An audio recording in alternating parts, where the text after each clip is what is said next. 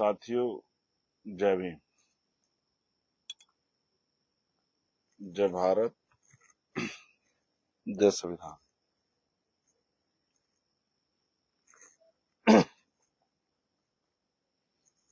आशा करता हूं कि आप सब अच्छे होंगे और मेरी आवाज आपको आ रही होगी। प्यारे साथियों, एक महत्वपूर्ण लाइव के लिए मैं आपके बीच में हूं और वो जो महत्वपूर्ण लाइव है वो लाइव मैं उस स्थान से कर रहा हूं जहां ऊपर एक शानदार, आप देखेंगे तो बाबा साहब अम्बेडकर की स्टैचू आपको दिखाई देगी। देखिए, संविधान बनाने वाले की स्टैचू के नीचे बैठ के संविधान बचाने की लड़ाई हम लोग लड़ रहे हैं। ये बड़ी महत्वपूर्ण जगह है, देश की संसद है और इस संसद में बिल्कुल जो मेरे सामने परिसर है वो परिसर है पुरानी संसद का। वही पुरानी संसद जिसमें बैठ के बहुत सारे कानून बने, जिसमें राइट टू एजुकेशन भी बना था,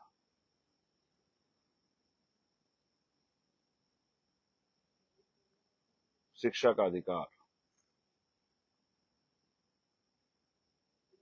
जो कहता है कि 6 से 14 साल के बच्चे को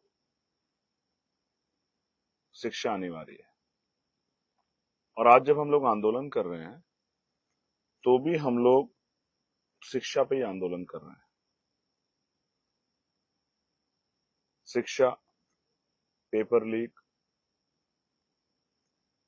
निष्पक्ष परीक्षा, ये सब शिक्षा का ही विषय, शिक्षा से जुड़ा हुआ है।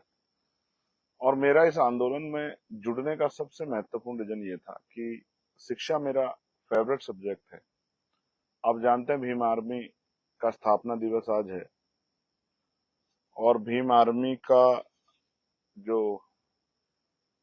विजन है उसमें शिक्षा बड़ी इंपॉर्टेंट है। और हमने भीम आर्मी पाठशालाएं खोली थी, आपको याद होगी, मेरे बहुत सारे पुराने साथियों को याद होगी। संविधान की रक्षा और भीम आर्मी पाठशाला,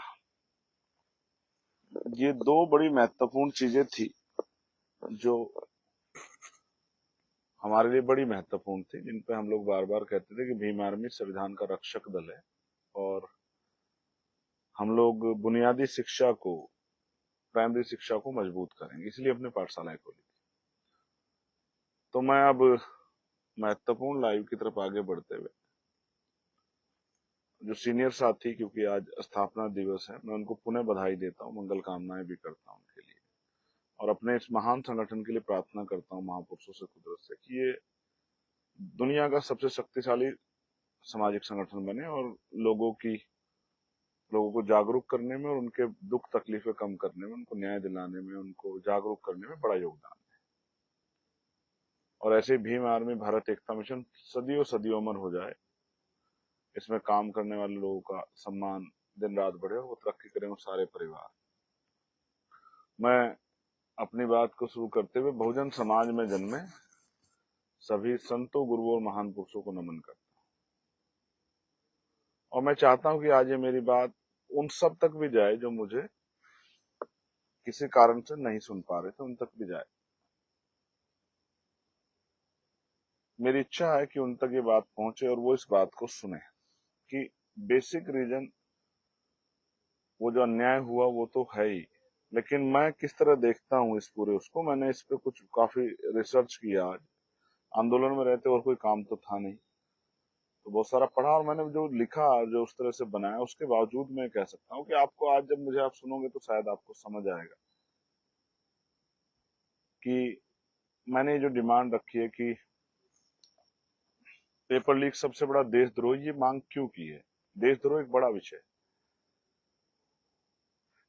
तो इसलिए मैंने ये डिमांड की है कि आज देश के युवाओं का भविष्य जो खतरे में है, जिसपे सबसे बड़ा हमला हो रहा है, और वो हमला क्या है, पेपर लीक। ये कोई साधारण अपराध नहीं है, इसको हम लोग साधारण अपराध की संज्ञा में नहीं ला सकते। ये सबसे बड़ा देशद्रोह है। क्यों? इस बात को आप समझिए। जो लोग पेपर लीक कराते हैं वो सिर्फ पेपर नहीं लीक कराते, वो नौकरियों को बेचते हैं।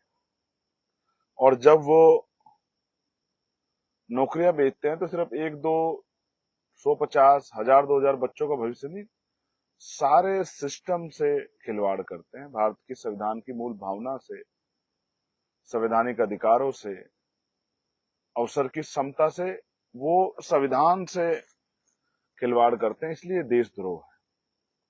सपोज दैट किसी बच्चे ने बहुत मेहनत की और उसका हक छीन के पेपर लीक करा किसी और आदमी को मिल गया, और वो बच्चा जो है उसके बाद किस तरह की परिस्थिति से गुजरता है, मानसिक। मैं क्योंकि रात भर बारिश में भीगने में से मेरा गला बैठ गया है, हो सकता है कई बार मैं ऐसी चीज कह जाऊं उसको समझने में आपको दिक्कत हो, तो मैं कोशिश करूंगा कि धीरे धीरे अपनी बात को आपको समझाऊं,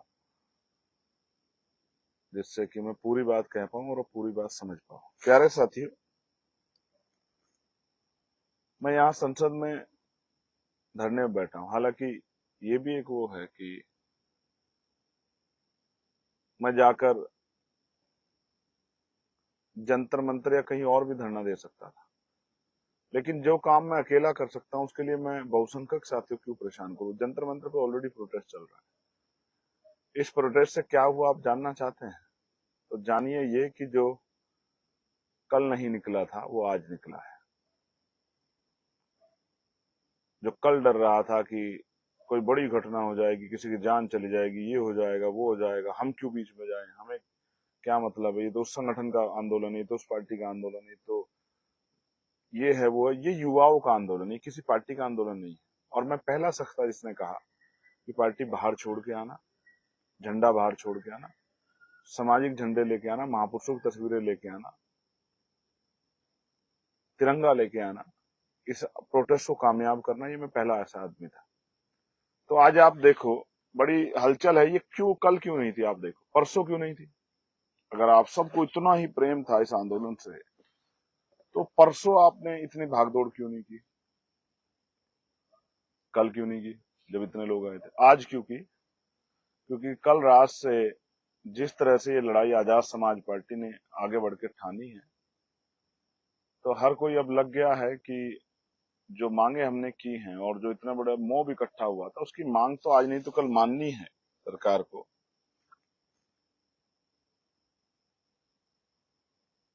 लेकिन अब सरे की भी होड़ लगी है कि हमें भी सरे मिल जाए। मिलना चाहिए सब लोगों को, जो 1 इंच भी चलेगा उसको भी सरा मिलना चाहिए। बस मुझे सरे की आवश्यकता नहीं है। मैं उन बच्चों की, अब भी मेरी आंखों में वो दर्द घूम रहा है जब उनके सर फटे, वो फटे सर से मेरी तरफ दौड़ेगी, भैया लाठीचार्ज हो गया, खून टपक रहा था। कल इस सरकार के इशारे पे पुलिस ने, और पुलिस के साथ कुछ ऐसे लोग जो वर्दी में नहीं थे, उन्होंने खून की होली जैसा कुछ कार्यक्रम किया, होली खेलने वाला खून की। और मुझे तकलीफ है, जो वीडियो मैंने आज पोस्ट भी की है, जिस तरह से बेटियों के साथ, मैं वर्दी का इतना सम्मान करता हूं, लेकिन जिस तरह की हिंसा हुई, अपमान हुआ, जिस तरह से उनके प्राइवेट जो है स्थानों पे उनको जो है डंडे मारे गए, वो वीडियो में दिख रहे हैं। जिस तरह से उनको थप्पड़ मारे गए और भी तमाम तरह की चीजें, वो इस बात का उदाहरण है कि ये जो कुंठित मानसिकता है महिलाओं के प्रति, ये अच्छी नहीं। और आपस में मतलब प्राइवेट जगह डंडा मार के महिलाओं को, बेटियों को, और मुस्कुरा रहे हो आपस में, वो वीडियो भी मैंने देखी। और मैं आपको विश्वास दिलाता हूं कि मैं उन पे कार्रवाई के लिए भी जाऊंगा। उनकी वीडियो निकाल के उनके लिए उनके खिलाफ एफआईआर कराऊंगा। जिन लोगों ने ये किया है, क्योंकि वो उनके चेहरे आ रहे हैं, और ये दिल्ली है, देश की राजधानी, यहाँ एफआईआर लिखी जाएगी। ये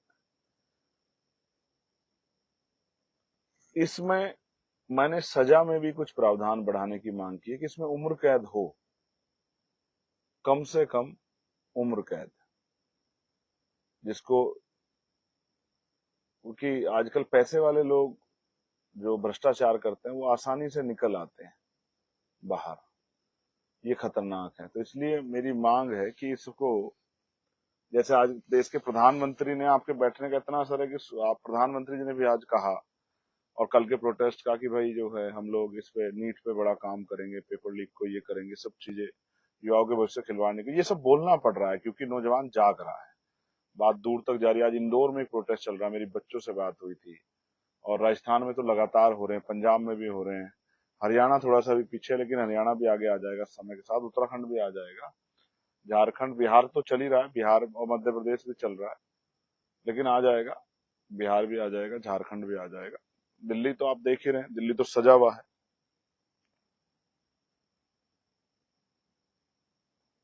उनको जो सजा है वो, उसमें किसी भी तरह की छूट ना हो,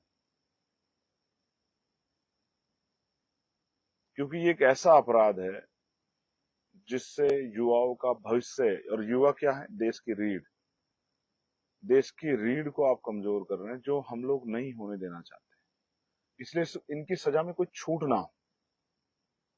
जैसे आप इस तरह समझिए कि ये हमला कैसे करता है, इससे नुकसान कैसे पहुंचा। जैसे कोई गरीब किसान मजदूर परिवार है, उसका बेटा तैयारी कर रहा है, दिन रात मेहनत कर रहा है सुबह शाम, और माँ बाप भी अपने हिस्से का पेट काट के उसको दे रहे हैं कि चलो भाई आप तैयारी करो, बिल्कुल मत घबराओ, किसी चिंता मत करो, कर्ज ले रहे हैं, जमीन गिरवी रख रहे हैं, और तमाम तरह की चीजें कर रहे हैं जो भी उसकी आवश्यकता अनुसार है, जिससे कि उसको दिक्कत ना आए। उसको अगर गर्मी लग रही तो एसी की व्यवस्था करा रहे हैं, जाने आने में दिक्कत है तो मोटरसाइकिल की व्यवस्था करा रहे हैं, रोज तेल की व्यवस्था करा रहे हैं पूरे। और अगर वो कहीं रह के काम कर रहा है तो बकायदा जो है उसके रहने के कमरे की व्यवस्था कर रहे हैं।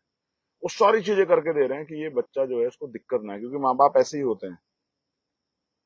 और माँ, गरीब परिवार ये सोच रहा है, वो मजदूर किसान परिवार, कि भाई कल मेरा बेटा डॉक्टर बनेगा, या एक्स वाई जेड कोई भी पेपर लीक हो जाए, डॉक्टर, इंजीनियर बनेगा, वकील बनेगा, जज बनेगा, आईएएस बनेगा, आईपीएस बनेगा, पीसीएस बनेगा, कुछ भी उस तरह की डेजिग्नेशन जिस पर जाएगा वो, और खुश है, सपने देख रही है माँ की, जितनी बन के आएगा उस दिन मेरे गरीबी के दिन बदलेंगे, चूल्हा हटेगा, गैस आएगा, मेरे कमरे में भी एसी आएगा, मुझे कहीं घूमने का मौका मिलेगा, इसकी बहन की शादी है, ये कुछ मदद करेगा, हाथ बटाएगा, तो इसके पिता का भार कम होगा।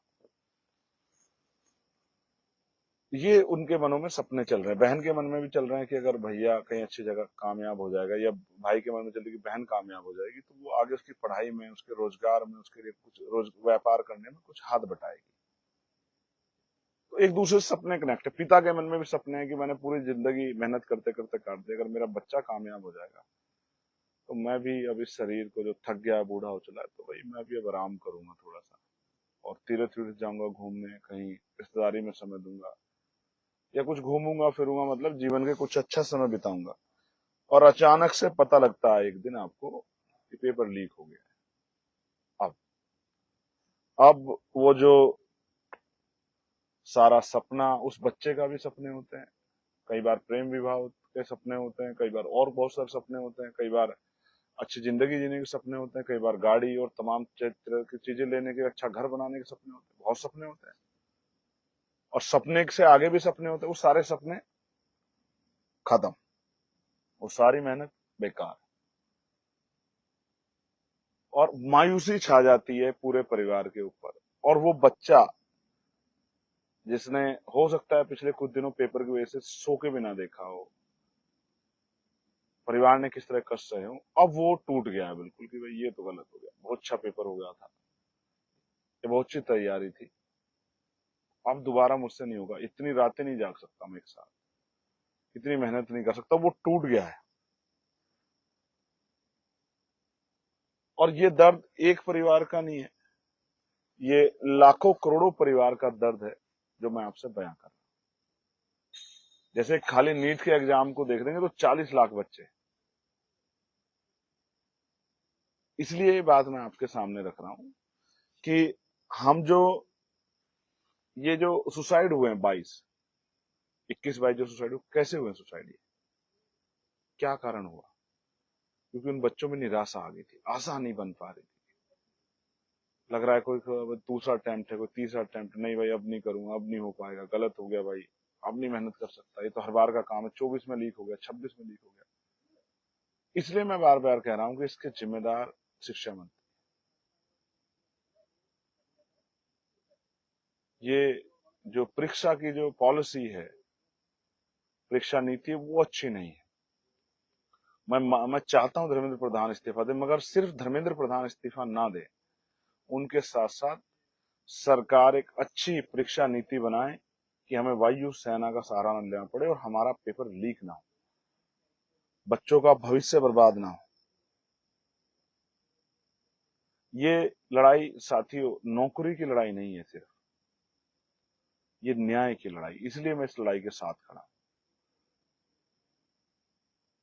और आपको याद है जो बच्चे वहां रहे होंगे, मैंने उन पर बहुत गुस्सा किया था, लेकिन उनको आज मेरी बात याद आएगी, क्योंकि वो उन बच्चों में नहीं थे या उन पीड़ाओं से बच गए होंगे जैसे पीड़ा का सामना कई बच्चों को निर्दोष होते हुए करना पड़ा। सरों पे लाठियां पड़ी, सर फूट गए, टांगे टूट गई, हाथ टूट गए, कपड़े फट गए, अपमान हुआ है, और इस तरह के गलत जगह गलत तरीके से डंडे जो हैं मारे गए हैं, कीले लगे हुए डंडे।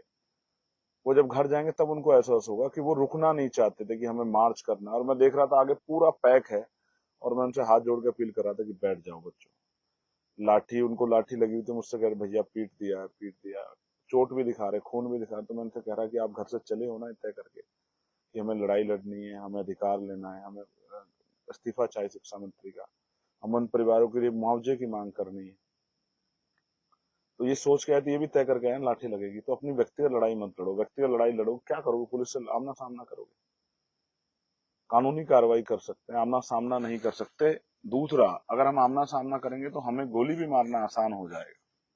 इसलिए मैंने कितनी बहनों को डांटा, कितने भाइयों को डांटा, वो पानी के लिए तड़प रहे थे, मैं देख रहा था उनकी तरफ, उनकी आंखों में भूख और प्यास। और कितने कई बच्चे ऐसे रहेंगे जो भूखे रहेंगे। मैं गुरुद्वारा के साथियों का धन्यवाद करता हूँ कि उन्होंने, हम लोगों ने भी प्रयास किया था कि वो लंगर की व्यवस्था करा दें। उन्होंने ये भी कहा था कि पानी की व्यवस्था करा देंगे, अगर आप बड़ा सा टब ले आओगे तो हम पानी की व्यवस्था भी करा देंगे। मैं उनका, उनकी श्रद्धा भाव का धन्यवाद देता हूँ, सेवा भाव का। लेकिन सच ये है कि क्यों पूरा बंद था, हम लोग मजबूर थे, लेकिन हम आपका अच्छा चाहते थे कि किसी बच्ची को चोट ना लगे, उसके जीवन में कोई इस तरह की स्थिति ना बन जाए, आंख पे चोट, आंख चली जाए, कोई हाथ को नुकसान हो जाए, कोई पैर को नुकसान हो जाए, उसके भविष्य में उसके सपने कुचले जाए। तो आप मुझसे नाराज हो सकते हैं इस बात से कि भाई भैया ने जो है हमें डांट दिया, जाने नहीं दिया, लेकिन आप नहीं समझ सकते। जहां मैं खड़ा था वहां कम से कम 1 लाख बच्चे थे जहां मैं खड़ा था, और मैं उनको कई हिस्सों में रोक के, कसमा धर्म देते हुए, समझाते हुए रोक के आया, उनको विश्वास दिलाते कि आपकी मांग मानी जाएगी। प्यारे साथियों, ये जो लड़ाई है, ये लड़ाई है उन माँ बाप के आंखों की चमक जिंदा रखने की, मजबूत रखने की, बढ़ाने की, जिन माँ बाप ने सपने देखे अपने बच्चों को पढ़ाते। ये लड़ाई है उन बच्चों की जिन्होंने सपने देखे खुद के लिए। वो लड़ाई है उन करोड़ों परिवारों की जिन्होंने अपने एक बच्चे को कुर्बान करने के लिए कई बार अच्छे कपड़े नहीं खरीदे, अच्छे जूते नहीं बनाए, घर का कोई काम रोक दिया, अपने लिए सुविधाएं नहीं रखी। कई बार हम जब मूवियां देखते हैं, जब हम सोनम भाई की बात करते हैं, मैं सोनम भाई के लिए भी, मुझे पता लगा भी कि मेदांता उनको शिफ्ट कर रहे हैं, ऐसा ऑर्डर आ गया है, तो मैं उनके लिए भी अच्छे स्वास्थ्य की प्रार्थना करता हूँ। लेकिन आप समझो, आप जब सोनम भाई को देखोगे तो 3 इडियट को भी आपको याद आएगी। और मैं 3 इडियट का जिक्र क्यों कर रहा हूँ? क्योंकि आप देखो कि एक पिता जो है, फरहान नाम का जो करेक्टर, उसके फादर जो है चाहते हुए इंजीनियर बने, और वो उसके लिए किस तरह से एक एक पैसा जोड़ के, और दूसरा जो राजू है उसका करेक्टर, और वो उसकी बहन की शादी से लेकर, मिडिल क्लास परिवारों का यही हाल है। गरीब परिवारों के तो और भी बड़े सपने हैं कि बेटा कामयाब हो जाएगा तो शादी की, बेटी की शादी की व्यवस्था, घर की व्यवस्था, गाड़ी की व्यवस्था, ये सब कर लेगा, वो हीरो बन जाता है उनका। इसलिए मैंने महसूस किया कि एक बड़ा सपना था, इसलिए उस आपको सुरक्षित रखना जरूरी था। ये दोनों किस्से फरहान और राजू का आपको बता सकते हैं कि मिडिल क्लास परिवार किस तरह सर्वाइव करते, क्या क्या सहते। अब इम्पोर्टेंट बात क्या है, मुझे बार बार जंतर मंतर की जगह जलियांवाला बाग याद आया, उन लाठियों से जो बच्चों को पड़ी थी। मैं केंद्रीय गृह मंत्री जी से कहना चाहता हूं कि उनको, अगर ये आपने लाठी चलवाई है तो ये अच्छा नहीं किया आपने। ये भूलेगा नहीं नौजवान। और अगर आपके संज्ञान में नहीं थी तो जिसने चलाई है उन पर कार्रवाई कीजिए। दोनों तरफ फैसला आप ही के हाथ में। लेकिन देश का नौजवान आज देख रहा है आपकी तरफ कि आप क्या कर रहे हैं। तो आपने संवाद में देरी की, इस वजह से सब हुआ। इसलिए आप बराबर के दोषी हो, सरकार के, पूरी सरकार दोषी। अगर संवाद करते तो ये दिन नहीं देखना पड़ता। कितने बच्चों को चोट दी। मुझे पुलिस के भाइयों की चोट की तकलीफ है, मुझे उन बच्चों की भी चोट की तकलीफ है। इस सबसे इंपॉर्टेंट बात कि ये लड़ाई अब निर्णायक तरफ चलेगी, आगे बढ़ेगी। तो मैंने तय किया कि हम लोग देश भर में 25 तारीख को सभी जिला मुख्यालयों पे ज्ञापन देंगे पेपर लीक की घटना को, और जो दिल्ली में लाठीचार्ज हुआ उस घटना को भी उससे जोड़ते हुए, उस हिंसा को जोड़ते पूरे देश भर में जहां जहां हमारे कार्यकर्ता, मैं अपने भीम आर्मी के साथियों से भी अपील करूंगा, जहां जहां उनका संगठन है, अपने अध्यक्ष जी से, राष्ट्रीय प्रभारियों से, सब प्रदेश अध्यक्षों की, वो सब मिलके, बाकी वो उसको बड़े पैमाने पर अपने आप ब्रीफ कर देंगे। सब लोग सब समझदार हैं। सभी जिला मुख्यालयों पर ज्ञापन दें एकजुट होकर। देश के नौजवान जो 51% है उनको इस पीड़ा से निकालने के लिए, उनकी मदद करने के लिए। और उत्तर प्रदेश में हम लोग इसमें मौलाना जोहर यूनिवर्सिटी, क्योंकि वो भी एजुकेशन से जुड़ा विषय है, उसको भी हम लोग इसमें जो है ज्ञापन में ऐड करेंगे। क्योंकि उस यूनिवर्सिटी को भी सिर्फ इसलिए तोड़ा जा रहा है कि कोई उस गरीब यूनिवर्सिटी से कोई गरीब बच्चा डॉक्टर, इंजीनियर, आईएएस, आईपीएस, वकील, जज ना बन जाए। शिक्षा के खिलाफ है ये सरकार, इसलिए 94,000 स्कूल बंद किए इसने। इसलिए निर्णायक ये कि 25 तारीख को हम लोग, क्योंकि मैं देख रहा हूं जिस तरह सरकार का रुख है, ये वहां 30 दिन तक इन्होंने वार्ता नहीं की है। ये छोटे नहीं होना चाहते, ये ईगो में रहना चाहते हैं, ये आंदोलन की गरिमा को गिराना चाहते हैं, ये कमजोर करना चाहते हैं, ये चुप्पी रखना चाहते हैं, ये दिखाना चाहते हैं कि हम बहुत ताकतवर, लेकिन इनको ये नहीं पता कि आप हमेशा ताकतवर नहीं रहोगे। इसलिए हमने तय किया है कि 25 तारीख को हम लोग सभी जिला मुख्यालयों पर ज्ञापन देंगे। ज्ञापन की सूची, ज्ञापन का प्रारूप आपके पास पहुंच जाएगा प्रदेश वाइज। आपने मुझे सुना, मैं आपका आभारी हूँ। मैं आपके मंगल कामनाएं करता हूँ। जो बच्चे घायल हैं उनके अच्छे स्वास्थ्य के लिए, और जो बच्चे घर नहीं पहुंचे, जैसे मेरे पे कहीं सूचना आई थी, ऐसी कहीं भी तो हमें बताइए, हम उसकी जानकारी करेंगे। लेकिन हम हमेशा युवाओं के साथ हैं, ये बात मैं आपको बताना चाहता हूँ। राजनीति से ऊपर उठे और ये आंदोलन आपका मजबूत हो, सरकार पर जल्दी सोचे, इसलिए हम लोग जो है 25 तारीख को ज्ञापन देंगे। पूरी तैयारी का सभी जिला मुख्यालय। धन्यवाद। जय भीम, जय भारत, जय संविधान, जय मंडल, जय जोहार, जय जवान, जय किसान, जय लोकतंत्र, जय विज्ञान। मैं आपका भाई चंद्रशेखर आजाद, हमेशा आपके साथ। और अभी मैंने बताया कि हम लोग कहाँ हैं, वो जगह है बड़ी ऐतिहासिक जगह, जहाँ ये स्टैचू ही अपने आप में दुनिया में बड़ी प्रचारित प्रसारित है, बाबा साहब अम्बेडकर की। बस इसी के नीचे बैठ के और आप की लड़ाई को, अपनी लड़ाई को मजबूत करने के लिए संघर्ष करें। धन्यवाद।